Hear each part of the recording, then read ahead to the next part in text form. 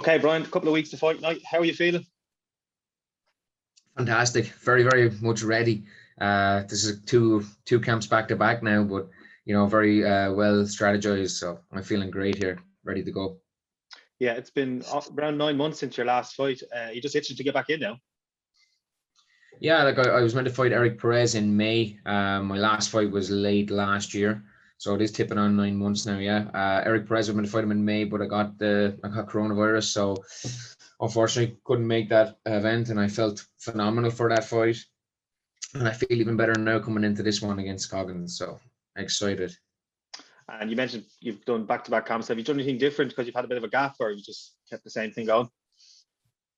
I've been working on a lot of different things since my last fight. You know what I mean? And it's I really enjoyed my training. I've changed things up. I've added old school, old training modules back in. I've really honed in on my recovery, and I've kept it very interesting. But I'm looking forward. It's probably the most excited I've been to get in there, and I've been fighting now 10 years. You know what I mean? This is the most excited I've been because of I want to show people the product that I've been working on.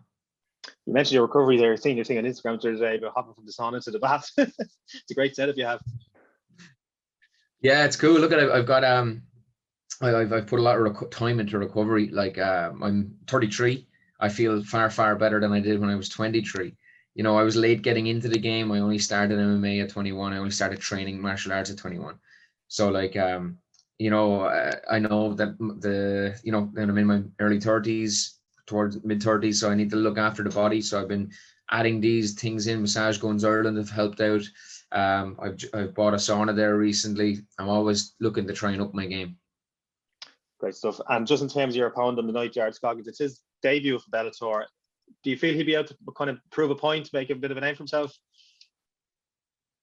I don't care. I don't care what he's up to. I don't care what mindset he's in. I've studied this man and I've trained my ass off for him.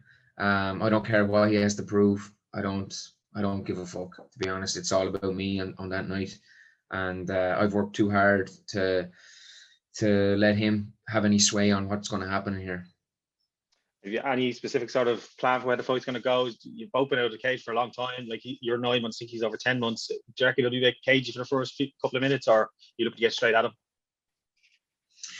Look at my style. I look to get at my opponent. He's a tricky guy.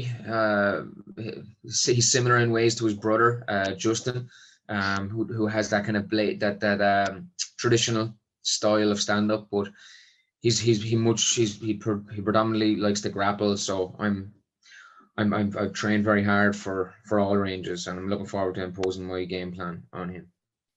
Yeah, you're not the only SBG man I'm fighting on tonight. Obviously, I was speaking to Kiefer today. I was asking him what it meant for him to fight with you on the show in California, and he couldn't speak highly enough of you. He used to talk about your kind of story together. I think you've been training together 10 years. He said you're almost his longest training partner.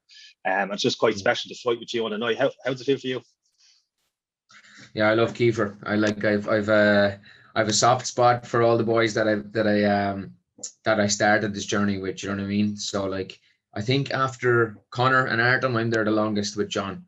And then there's Queely, Kiefer, James. You know what I mean? That were just after me. Yeah, I remember the days in the Long Mile Road with Kiefer. We've come a long way, but it's phenomenal to be on the same card as him. You know what I mean? I'm just looking forward to seeing his fight because he looks in tremendous shape.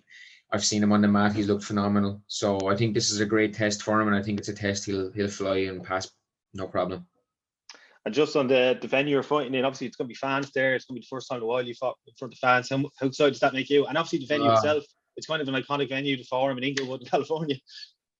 Yeah, I cannot fucking wait. You know what I mean? A lot of big boxing fights took place in Inglewood, so that excites me. But just to be fighting in front of fans again, the last fight it was eerily quiet, and I had prepared for that. I made sure when I was sparring that there was no speakers on, there was no excess noise, that it was just what it would be on fight night. But it's very hard to prepare for it. You get into it and it's super quiet, super eerie.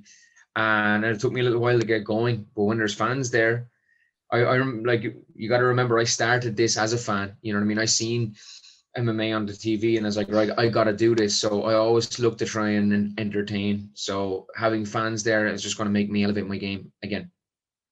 And I presume, like, hopefully things are kind of getting back to normal again. That we'll have another show in Dublin, hopefully maybe by the end of the year, if not early next year. Especially with the way things are going with the Irish guys in Bellator. Obviously, we've had a big win for Peter recently, a big win for Leah. I know James has come back from his injury, and Sinead Kavanagh. It's a bit of an exciting time, isn't it? It's hugely exciting. I just hope the government start making better decisions so we can get, the green light to put on a show, because you're talking about, say, myself and Jared, for instance, 9 and 10 months out. That's not that uncommon right now with the pandemic, and I think around the world we've seen better models on how to approach it, and I'm hoping the government will take heed of that and start opening up things a little bit better. But to have a show in the Tree Arena at the end of the year would be unbelievable, and I've fingers and toes crossed for it. And just in terms of yourself, before we go, obviously you never want to look too far ahead in your next fight, but as you mentioned, you're in your early 30s now. What's your kind of plan going forward for the next year or two in Bellator? Is it really push toward the title charge? Absolutely, I'm here for a belt, and that's it. I enjoyed my time at 145. It was nice not having to cut too much weight and been in great fights, but with Bellator, with contracts getting better, I've been able to dedicate more time to MMA, and as a result, I feel excellent in the last couple of years in particular, and I really feel like that I'm a contender and will prove that. I look at the division and there's some great athletes there, but I think I match up very well against each and every one of them, and I've tools to put each and every one of them away. Okay, perfect. That's all I need for now, Brian. Best of luck on the night, and hopefully I'll speak to you afterwards. Thank you, Nathan. I appreciate it, man. Cheers. Thanks a million.